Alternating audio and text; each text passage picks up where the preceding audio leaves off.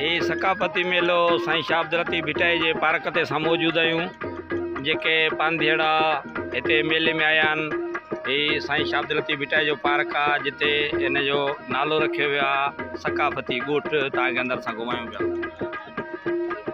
सकाफती मेलो ही सिंध जी पुराणी तहज़ीब 5000 साल पुराणी बर सगीर सिंध जी जा मोनूग्राम सिंध जो ॻोठ साईं शाह अब्दुल लतीफ़ भिटाई जे पार्क में सकाफती ॻोठ रखियो आहे, जिते म्यूज़ियम में शयूं रखियूं वियूं आहिनि। असां तव्हांखे ॾेखारियूं पिया। ऐं असांजा दोस्त जेके म्यूज़ियम स्टॉल लॻाए वेठा आहिनि ऐं पुराणी सिंध जी तहज़ीब सकाफती ॻोठ शाह जो बाग साईं शाह अब्दुल लतीफ़ भिटाई में जे मेले ते आयल सभिनि देश परदेस ॾेई परॾेही दोस्तनि खे वेलकम ऐं भलीकार चऊं था।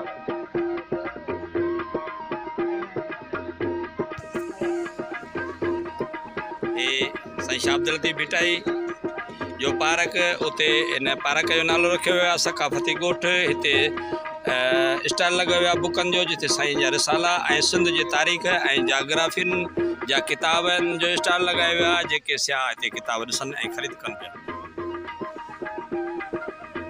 ही असां तव्हांखे ॾेखारींदा था अचूं त ही असांजा सिंध जा सूमरा साईं शाह अब्दुल लतीफ़ भिटाई जा रहवासी।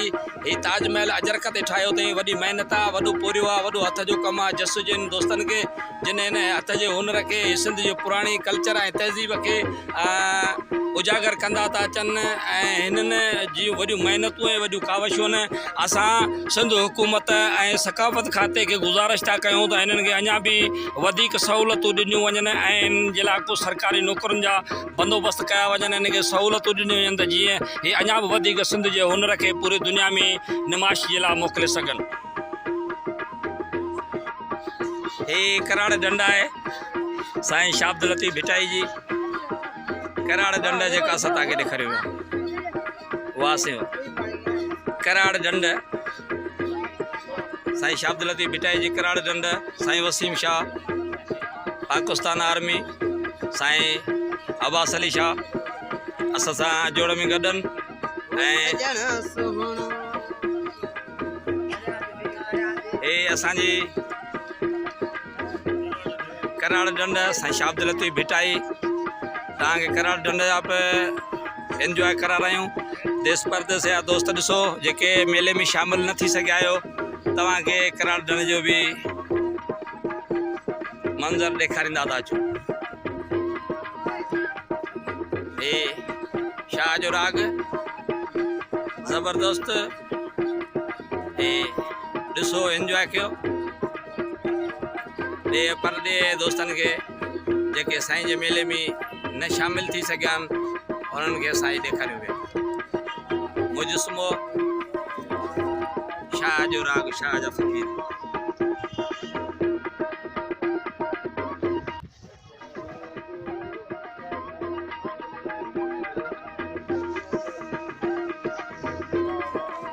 हे कराड़ ढंढ जा कप, हे कराड़ ढंढ।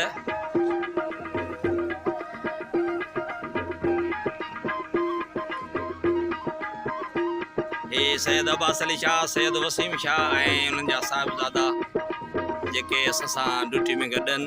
ऐं असां देश परदेस जे दोस्तनि खे ही ॾेखारियूं पिया जेके मेले में शरीक न थी सघिया आहिनि। असां उनखे ॾेखारियूं पिया, इनशाअल्लाह उन्हनि खे पसंदि ईंदो। हे कराड़ ढंढ साईं शाह अब्दुल लतीफ़ भिटाई।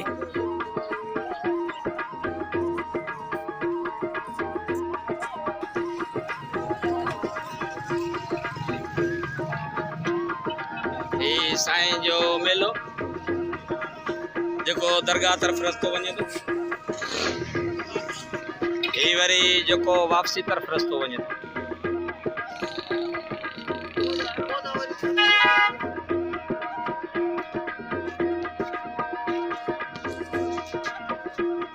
साईं शाह अब्दुल लतीफ़ भिटाई जो मेलो जेको असां तव्हांखे ॾेखारियूं पिया,